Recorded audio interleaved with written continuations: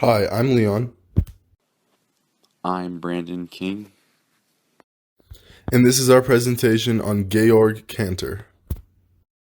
To start the presentation off, we will talk about the history of Georg. He was born in St. Petersburg, Russia on March 3rd, 1845, and passed away on January 6, 1918 in the province of Saxony in the German Empire. He was aged 72. When his father passed away, he gained a fairly large inheritance and he started his studies at Swiss Federal Polytechnic, and then soon after he shifted his studies to the University of Berlin. To start off his career, he did teach at Berlin's girls' school very shortly, and then soon after took a position at the University of Halle. In 1904, he was the second recipient of the Sylvester Medal, and he got it for his set theory invention.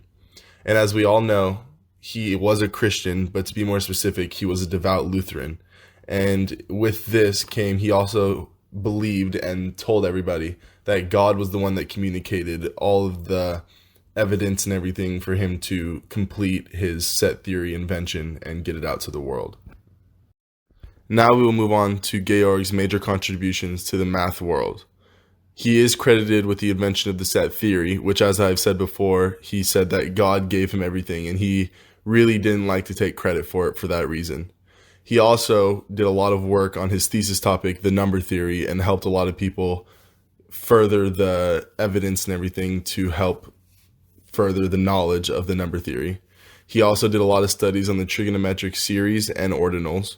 And he also did prove that there are different size infinite series. And before he was the one to prove this, all mathematicians said that all infinite series were equal. And so in calculating them, they were all the same thing. And it really didn't allow for exact equations to be done. Now onto a personal anecdote about Georg. After being released from the hospital in 1903, a year after, he was outraged and agitated by a paper presented by Julius Koenig at the Third International Congress of Mathematicians. The paper attempted to prove that the basic tenets of the transfinite series were false, which is what he had spent so much of his life proving was true.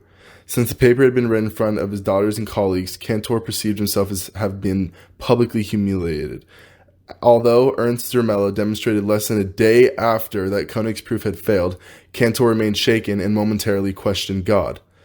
Cantor suffered from chronic depression for the rest of his life, for which he was excused from teaching on several occasions and repeatedly confined in various sanatorias. The events of 1904 preceded a series of hospitalizations at intervals of 2 or 3 years, but he never really abandoned mathematicians completely.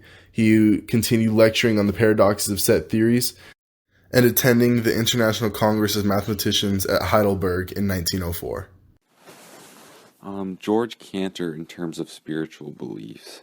So we know George Cantor is a Christian, and one of the many things he tried to do with being a Christian and finding out about set theory was tried to associate it with God, and he thought that God was calling to him to explain kind of the amazingness of set theory and infinite sequences.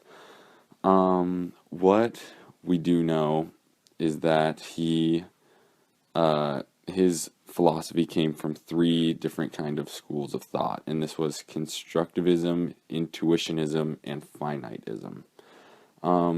So for the purposes of this presentation, I kind of simplified what these definitions are for each of these definitions for each of these terms. And for constructivism, I found it's basically the philosophy of math that deems it necessary to find a mathematical object to prove that it exists. One can do this by contradicting the non-existence of a mathematical object, which we have had experience in doing in class by finding a contradiction, which would be proof by contradiction. And then the two branches of constructivism would be intuitionism and finitism. Intuitionism can be summed up as the application of internally consistent methods used to realize more complex mental constructs regardless of their possible independent existence in an objective reality. And then finitism can kind of be summed up as the philosophy of mathematics that accepts the existence of only finite mathematical objects.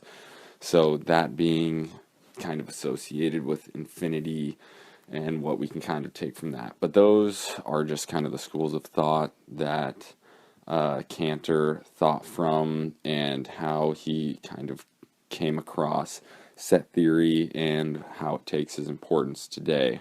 But I thought it was very interesting with Cantor being a Christian, that he thought it was his calling to kind of explain set theory and infinite sequences to humans, which I thought was pretty cool.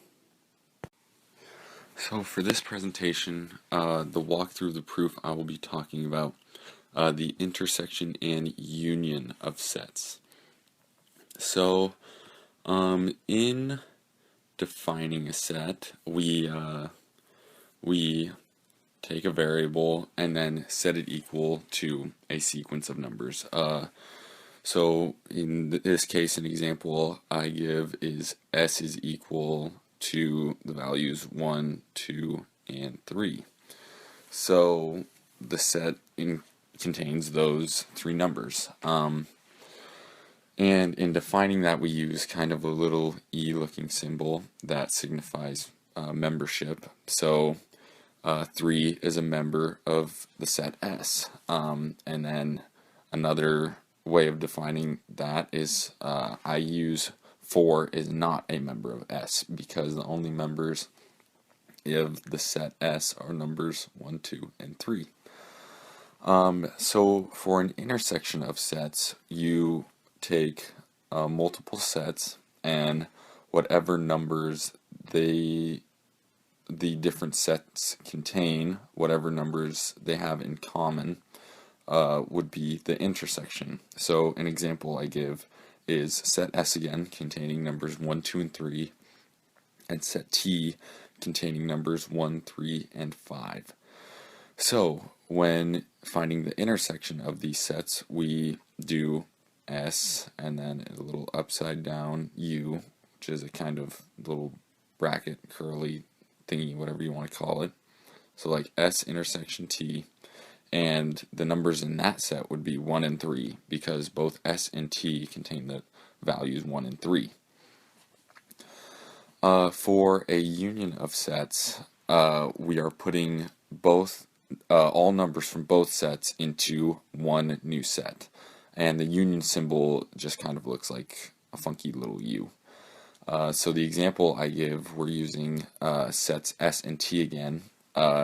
S union of T equals values 1, 2, 3, and 5, because the S set has values 1, 2, and 3, and the set T has values 1, 3, and 5.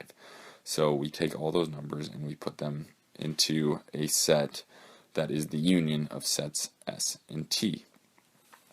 And when making these computations, you have to declare the domain in which you are working, and this is done by declaring a universal set.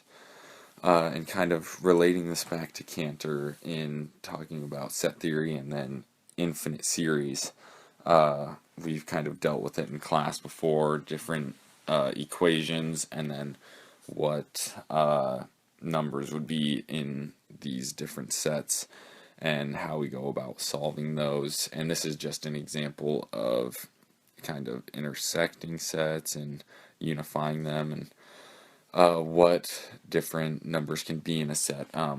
Any number, or any number can be in a set, and then depending on an equation defines, what kind of numbers we do put in that set. And Cantor tries to use examples of this, kind of trying to relate this to God and how these infinite series can kind of relate to God and in His making, and kind of everlasting life, and how just this was the only kind of thing related to God when it came to infinity was, God and infinity, because of everlasting life, and how these two different things were related. And I think he tries to explain to people that, this isn't necessarily the case. This isn't how we have to go about thinking of infinity in terms of set theory and how he goes about solving that. Personally, I would not consider Georg Cantor as a good role model for me. I feel as I do not relate enough to him for me to consider him as someone that I would want to follow and, in a sense, be like. While I don't consider him a role model, there are plenty of people who do or would. Thank you. Would I view Cantor as a role model? While I do admire his dedication to God and giving glory to God throughout all his works and what he's doing and how he's blessed in his work and able to do all the things that he's doing, I do admire that. And that is one thing I look for when trying to see who would make a good mentor or role model in this case. But for me, it would be hard for Cantor to be a role model because of his very deep philosophical ways of thinking. Our brains are definitely not the same in the ways that he thinks and how deep his thoughts go and how he's trying to develop his thoughts and explain different things. And that is unique to him, and in all the ways that he's thinking it's good for him, but not kind of a thing I look for in a role model. Thank you for listening to our presentation, and I hope everyone is doing well during these rough times.